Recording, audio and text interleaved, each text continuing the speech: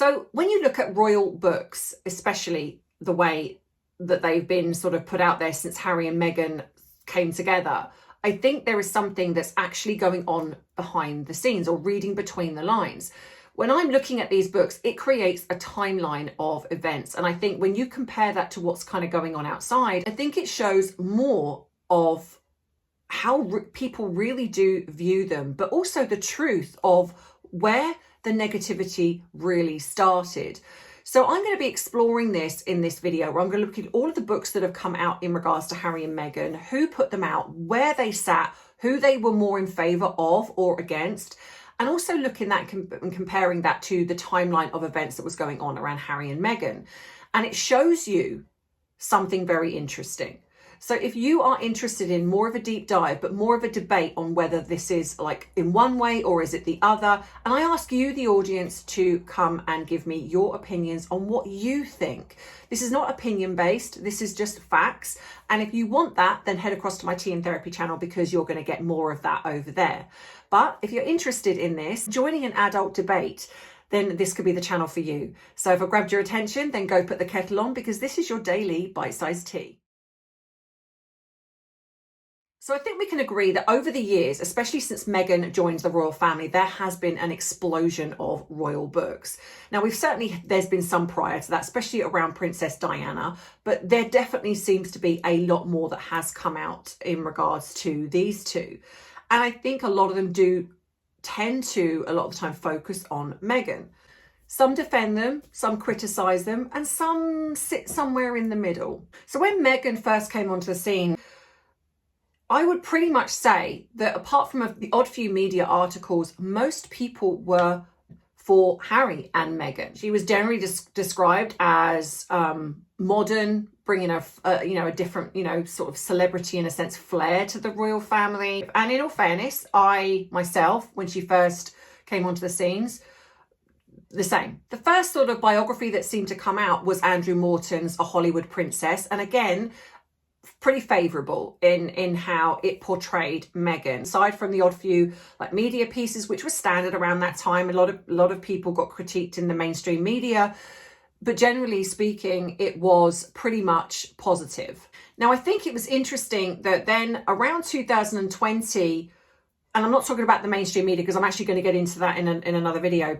Apart from there were some rumblings in the mainstream media. So then we had 2020 when they dramatically left the royal family.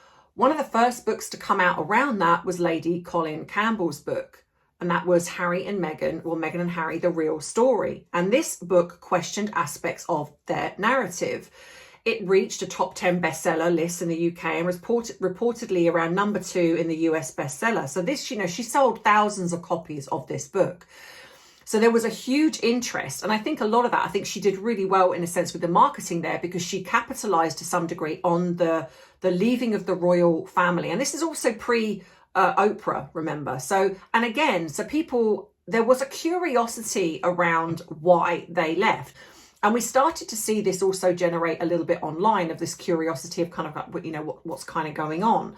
And I think this is around the time, and again, I'm going to explore this in another video, when her fan base, known as the Sussex Squad, they obviously started to get a little bit more louder online, I feel, because Harry and Meghan now left the royal family. Now, what's interesting is that we then had, so this was in July, so Lady Colin Campbell's book come out in July, and we started to see this shift in sort of against for. So we then in August, Omid Scobie's book come out, Finding Freedom. I do have another name for that, but anyway, this is not about opinions. And this was very much for Meghan and Harry. Now, of course, at that time, it was stated that they had no knowledge of this book, that they didn't have any input into this book. We now know that has changed, and that's come out, and that's not been the case. But this is when things started to change. Now, I think the global turning point really was the Oprah interview. And that was when things really shifted. And that was in 2021. Then you've got generally positive. And then they left. And then there was just this slight kind of like this rumbling, like something was shifting with these two books that came out But then it was the Oprah interview that seemed to then escalate everything. And then in 2022, the first investigative, so it was about a year later, came out. Revenge, Meghan, Harry and the War Between the Windsors by Tom Bower. And that was the first time I feel that there was this real sort of investigative journalism behind what was really going on. And this came out after the Oprah interview. And I think a lot of that, and I know that in interviews he said that, you know, a lot of this down to debunking a lot of the things that was put out by Harry and Meghan. So I imagine, and I'm not going to speak for Tom Bower, but it seems to be that it was from the Oprah interview that then started this, okay, I'm putting this book out.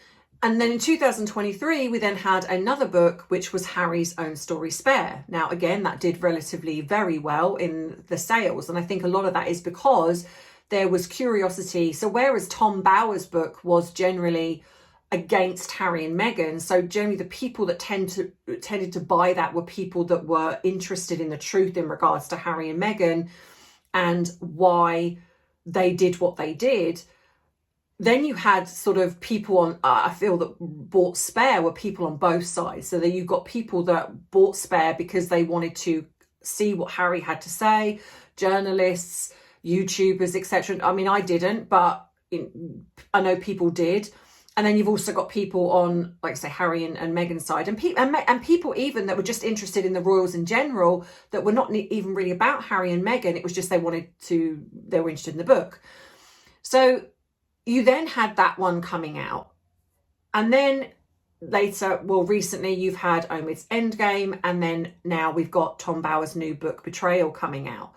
But I think my point is here. Do you think if things had gone well, would these authors have written these books?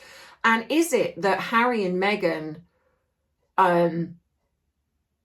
have created this monster to some degree themselves? Because in my view, perhaps if they had left with the sort of, you know, coming at it with respect to the late Queen and respect to their families, that they hadn't gone out and said some of the things that they'd said, and that they left with this, you know what, we just want a private life. We're not going to have our titles. We're not going to do any of that. And they'd gone to be private citizens, but perhaps just did some philanthropy work. Lady C's book wouldn't have happened the way that it did. And then perhaps Omid's book wouldn't have happened, because in a sense, I feel that if you look at the timeline, it almost looks as if his book was trying to counteract the narrative of Lady C's book. And then everything that's happened since then.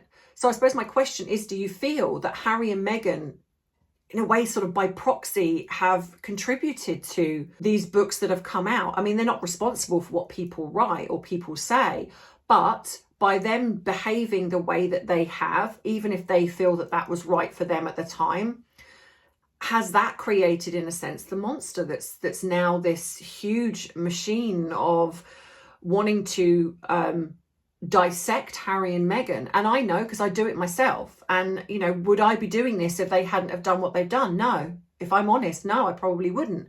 I'd probably be focusing on other things or other people, but not those two. So if I'm doing that, and I know other YouTubers are doing that, then it stands to reason that other people are also doing that. So in a sense, it's, I don't know, is it like a wheel? I don't know.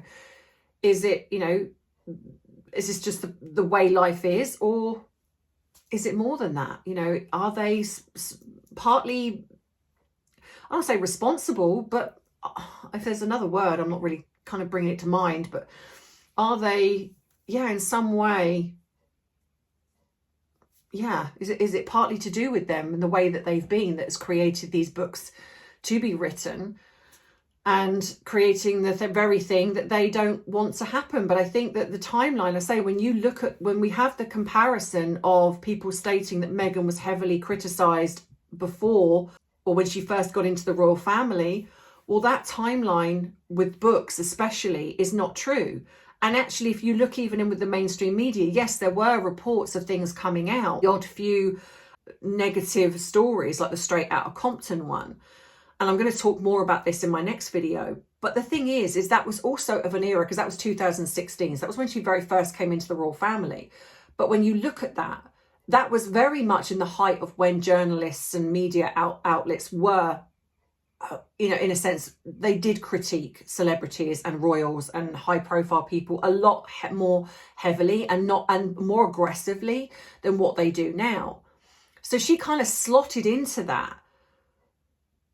And it's only really, and it never blew up. It never really went anywhere back then. But it was only brought out later when people started attacking the media.